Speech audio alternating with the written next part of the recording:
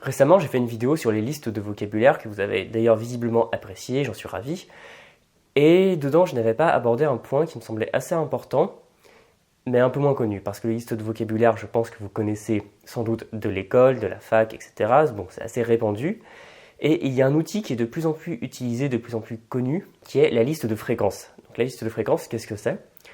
C'est une liste qui est tirée d'un corpus. Un corpus, c'est un ensemble de textes, par exemple un ensemble de romans, et un ordinateur va trier les mots par fréquence, par la fréquence à laquelle ils vont revenir. Donc il y aura des mots qui vont revenir plus souvent que d'autres, et ce qui va permettre d'isoler les mots qui apparemment sont les plus importants dans la langue.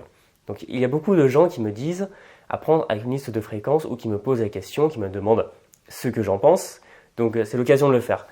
En fait, la liste de fréquences, c'est un outil que tel quel je déconseille d'utiliser.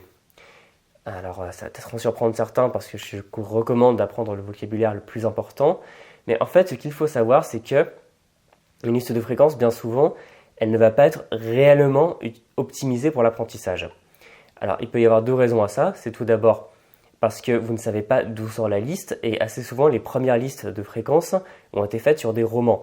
Donc, sauf si vous voulez employer en priorité le vocabulaire qui est utilisé dans un roman du 19e siècle, ce ne sera pas les bonnes priorités. Le deuxième point, c'est que vu que les mots reviennent par fréquence sans qu'on s'intéresse réellement à leur sens, à leur position dans la phrase, vous allez vous retrouver avec des listes qui vont commencer bien souvent par des prépositions, qui vont être balancées sans que vous puissiez les utiliser. Par exemple, une liste de fréquences sur le français va généralement commencer par le, la, en, ou, il, elle, à, pour, enfin voilà. Si vous voulez utiliser ces mots, vous ne saurez pas comment faire parce que les prépositions ne s'utilisent jamais seules. C'est pour ça que je déconseille franchement d'apprendre par cœur des listes de fréquences. Ça ne sert à rien. Et c'est la même chose par exemple, un peu différent pour les listes Swadesh, donc un anthropologue qui s'appelait Swadesh et qui faisait pour chaque langue des listes avec le vocabulaire qui lui semblait le plus approprié. C'est un peu mieux, donc Swadesh s'écrit S-W-A-D-E-H-S.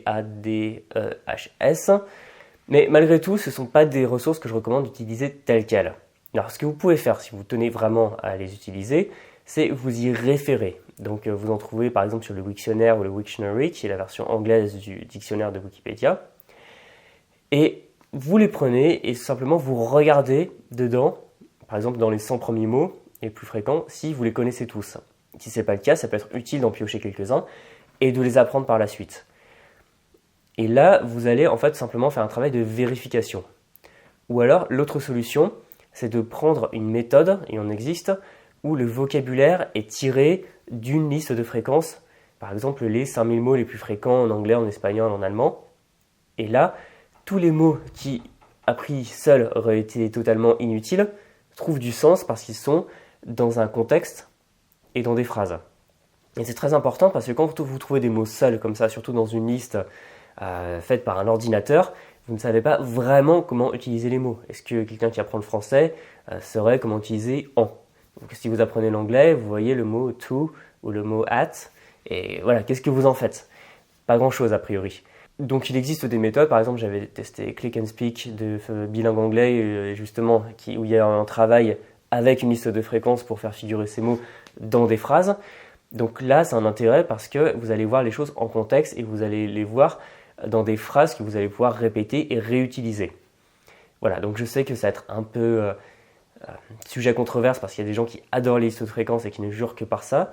Mais j'avoue que moi j'ai toujours été un peu en porte-à-faux vis-à-vis de cette position parce que moi je n'utilise pas les listes de fréquences, mais à la rigueur, je peux m'y référer pour voir si je connais les 100 mots les plus courants de la langue, les 1000, les 2000, et pour voir si jamais il m'en manque ou si jamais je n'en suis pas sûr, parce qu'il y a des chances, si la liste est bonne, que ça puisse être utile. Alors surtout d'ailleurs, regardez des listes qui vont être par exemple les listes des films et séries télé, où généralement il y aura un langage assez oral, ou les listes tirées de, je sais pas, de romans assez contemporains, avec un vocabulaire assez simple. Parce que voilà, si vous prenez du Victor Hugo, du Shakespeare ou je sais pas quoi, ce seront les mots les plus courants dans ces livres. Ça ne vous garantit pas que ce soit les mots les plus courants dans la langue à l'heure actuelle.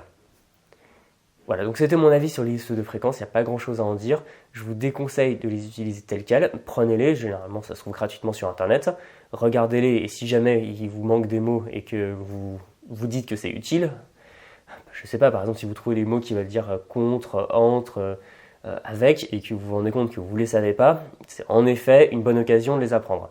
Pour le reste, honnêtement, c'est comme les listes de vocabulaire de manière générale, ça a tous les inconvénients, c'est-à-dire que c'est balancé comme ça, un peu sans contexte, vous ne savez pas comment l'utiliser, c'est pas activable, parce que moi ce que j'appelle un mot activable, c'est qu'il va être donné dans une forme, ou même une structure de grammaire qui est donnée sous forme de phrases type, qui vont vous permettre tout de suite de les utiliser. Donc généralement avec que ce soit le genre, le pluriel, les déclinaisons, des prépositions, une phrase exemple, pour pouvoir utiliser ça tout de suite. Alors que si vous prenez juste une liste de fréquences et que vous ne savez pas vous en servir, par exemple une liste de fréquences en russe, vous ne saurez pas bien vous en servir parce que généralement les mots sont donnés au nominatif, si je ne dis pas de bêtises pour le russe, en tout cas dans la plupart des langues c'est le nominatif, la forme de base, et vous ne pourrez pas aller beaucoup plus loin parce que vous n'aurez pas les déclinaisons, vous n'aurez pas ce que vous aurez trouvé dans des phrases.